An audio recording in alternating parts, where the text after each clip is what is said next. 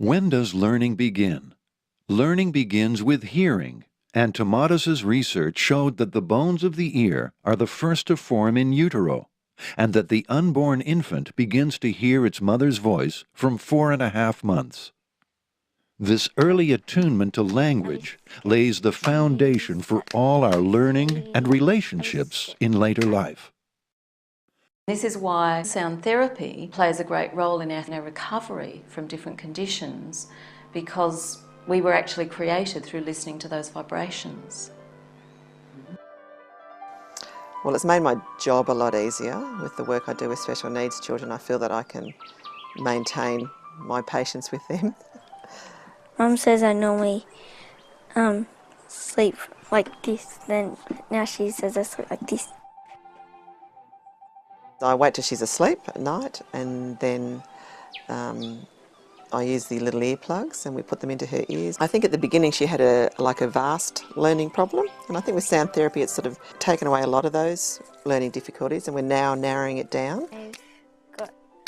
She's been assessed as well through the school. She's reading better, she's more relaxed, and she's remembering a lot more.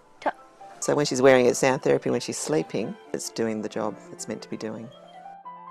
By restoring the function to our most precious and delicate mechanism, pathways to the brain are reopened, improving natural coordination, learning, and listening abilities.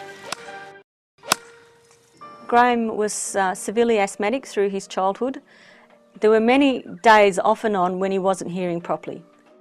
But in his early teenage years, I was able to detect that he was having trouble distinguishing between T and D. And if he was having trouble with that in his teenage years, that meant that he must have been having trouble during his younger years as well. And that was what alerted me to the fact that there were probably other things that he had missed that made his academic learning much more challenging than for the average child. After I explained to him what the benefits might be and how it might affect him, he was still very sceptical, but when he realised that he could still play computer games while he was wearing it, there was no problem. He was prepared to give that a go. I slept a lot deeper when I was listening to it, and also a bit more coordinated, and I think maybe a bit refreshed when I got up and stuff. He's quite sports-minded. He likes to play soccer and golf, and I think it's helped those things. And if it's helped those things, then I know that it has also helped him academically, because those two things are linked very closely. Overall, my coordination was better. I think that's why my golf was improved. Sound therapy works to improve learning by reopening brain pathways that have become blocked due to early emotional trauma or environmental causes. Emily, before sound therapy, was a very anxious, quiet, shy child who would cry at the drop of a hat and get very upset when she couldn't do things that other children could do in her class. And she really noticed that she was struggling, so she had very low self-esteem and self-confidence. We just explained to her that this program was designed to help children who were having problems with learning. Didn't have a problem with it at all. Emily likes to listen to music. Dramatic changes. Her teacher actually rang me to say, come in and I want to talk to you about Emily and her progress.